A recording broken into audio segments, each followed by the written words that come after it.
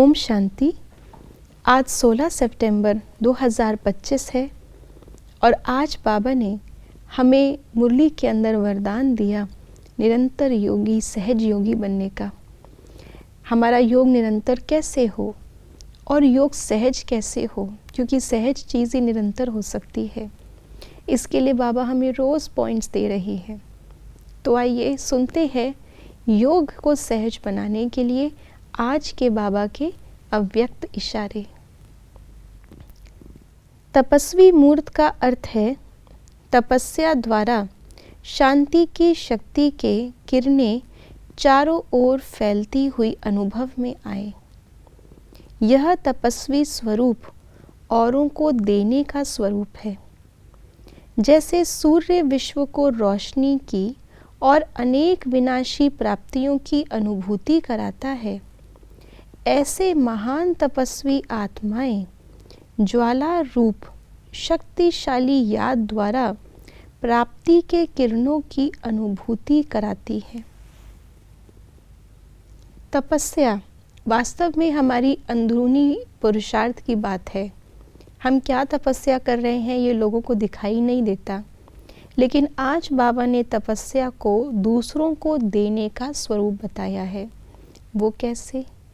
क्योंकि हमारी तपस्या जो हम अंदर अंदर कर रहे हैं उसका हमारे बाहर की सेवा से कनेक्शन है। दूसरों को देना अर्थात सेवा। और बाबा हमेशा कहते हैं त्याग, तपस्या, सेवा।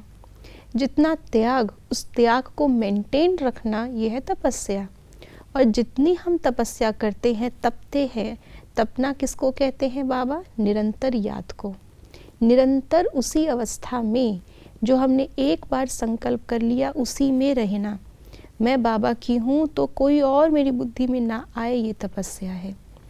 मुझे बाप समान बनना है तो कोई और को देख करके प्रभावित ना हो जाऊं, किसी और का संस्कार या मेरा ही आसुरी संस्कार कभी कर्म में ना आ जाए, ये तपस्या है। तो जब हम इतना श्रेष्ठ लगन में रहते हैं तब वो श्रेष्ठ लगन जो है हमारे श्रेष्ठ कर्म में परिवर्तित होती है, क्योंकि जैसी हमारी अवस्था होगी वैसे ही हमारे कर्म होंगे। तो जब हम हमेशा बाप समान स्थिति में रहेंगे, इतनी शांति की स्थिति में रहेंगे, बाबा से सर्व प्राप्तियां हमारे जीवन में सहज होंगी इस तपस्या के फलस्वरूप, तभी तो उन प्राप्तियों को हम दूसरों को दे पाएंगे।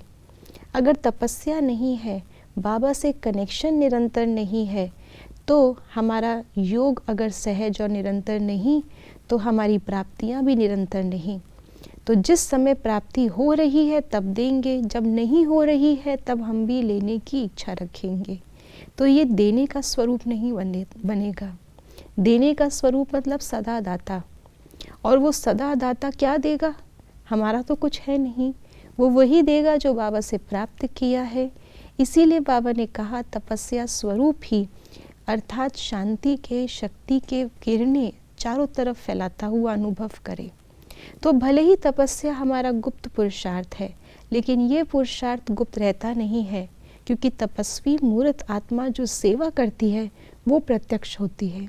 दूसरों को ऐसी आत्मा से अनुभव होता है कि इनके समीप जाते ही, या जैसे कि ये दूर बैठे भी हमें शक्ति दे रहे हैं, शांति दे रहे हैं। इसलिए जितना जितना ये गुप्त पुरुषार्थ करेंगे सहज और निरंतर याद में रहने का, उतना ही बाहर से हमारा जो स्वरूप है वो सर्व प्राप्ति संपन्न, सदा संतुष्ट, सदा हर्षित मुख, सदा प्रसन्नता का रहेगा, जो दूसरों को भी अंधेरे में रोशनी देगा, शांति देगा, शक्ति देगा। और इसी से सेवा होगी। तो इसीलिए बाबा ने सेवा को लास्ट सब्जेक्ट रखा है और उसके पहले ज्ञान है, ज्ञान से त्याग है, उस त्याग को बनाए रखना ये योग है। योग के द्वारा जो प्राप्तियां होती हैं उनकी धारणा है, तब जाकर के हमारा ये त्यागी तपस्वी स्वरूप सेवा कर सकता है। ओम शांति।